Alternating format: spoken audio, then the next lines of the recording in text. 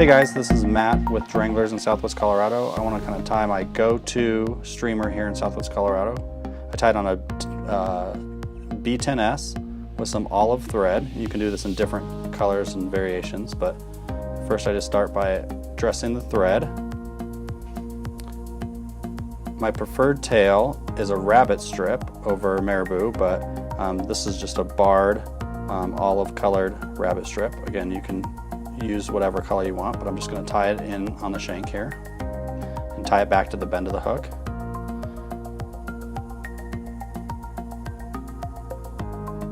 So I'm going to use polar chenille. This is UV olive brown, and I'm going to use this as a complex twist core. This is kind of made famous by Cheech at Fly Fish Food, but then I use some sculpin and olive, and I tie that right on top of the shank of the hook, right where I tied the polar chenille in. And trim out any excess you have. And then this is brown. Again, you know, you can do whatever colors you want, but this is going to be olive and brown. It's kind of my go-to. Tie it on top as well and back to where the tail ends. Then what I'm going to do is I'm actually going to grab all three of these, so both feathers and the chenille, with hackle plunger pliers, and once I have them all in the plunger pulled tight, I'll actually twist it up. This is where the complex twist part of it comes into play, so that it makes kind of a rope, and then I'll just brush it out so that all the feathers aren't trapped down. So you get that, and then I'll just twist it onto the hook.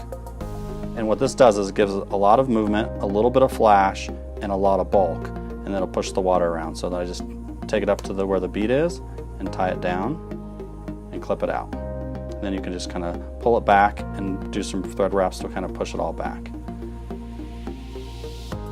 So by doing those thread wraps and pushing it back, you kind of make a little bit of room up front. So I mix some different dubbings together. So laser dub and black olive and sculpin olive is my preferred, and I'll just mix those together to make just a little bit of a dubbing head, you'll see. And I just start by doing a little bit of color. So I'm just mixing it here. And I'll just tie some on top, and tie a little bit on bottom, and then just kind of pull that back and wrap it down, just to give it a little bit different color, a little bit more gradient, and then you'll end up with a little gap behind the bead if you do. I just put a little more laser dub mix behind there to kind of fill in that gap to keep the bead in place. If you tie it in a little bit, if you don't have as big of a gap, you may not need as much, but I just kind of fill that in so that the bead doesn't move around. And then I just whip finish it.